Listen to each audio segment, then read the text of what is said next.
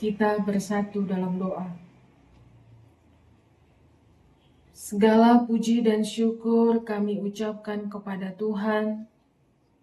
Kami bersyukur karena kebaikan dan kemurahan Tuhan yang senantiasa menaungi kehidupan kami.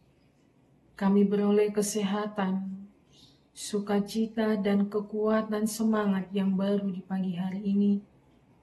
Tuhan, sebentar kami akan mendengarkan firman-Mu lewat renungan kami di pagi hari ini.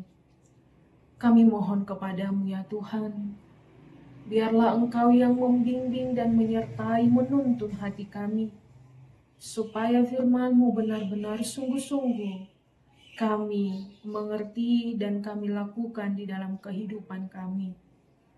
Tuhan, kami juga memohon kepadamu, biarlah Engkau ya Tuhan yang menolong, memimpin, dan memampukan kami di dalam melakukan setiap kegiatan kami dalam satu hari ini.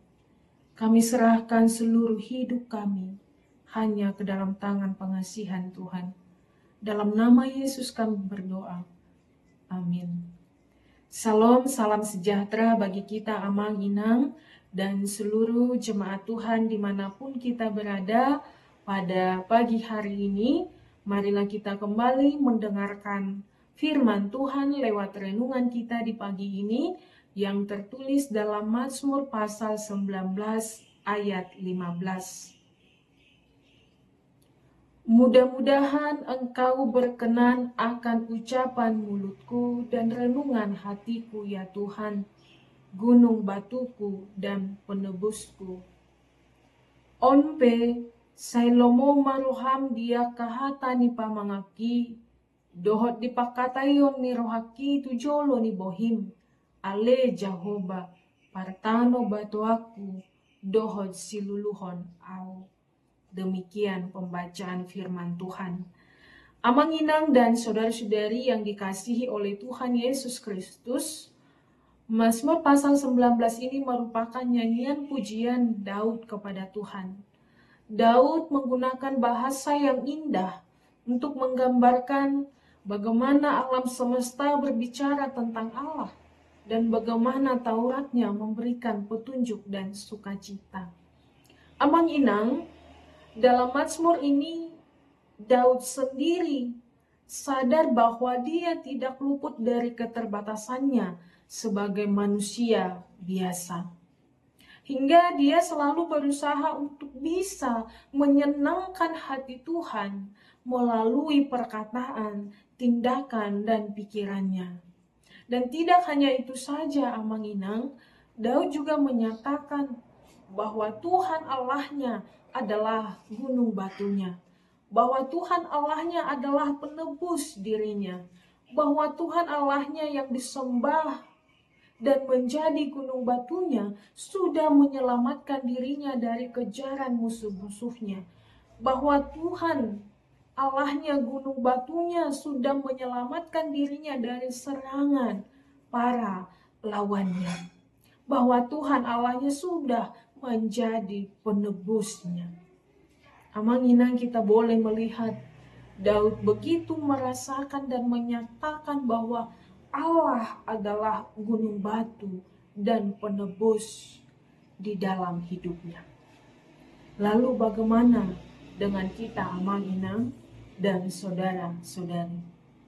Apakah dalam kehidupan kita saat ini, apakah kita menyadari bahwa Tuhan Allah adalah Allah satu-satunya yang adalah gunung batu dan penolong kita? Jikalau kita telah menyadari bahwa Allah adalah gunung batu kita, pernahkah kita Amang Inang berpikir untuk selalu berhati-hati supaya kita tidak melukai perasaan Tuhan yang sudah menebus kita dan yang sudah menyelamatkan kita? Pernahkah kita Amang Inang berusaha untuk menyenangkan hati Tuhan yang adalah penyelamat dan gunung batu kita?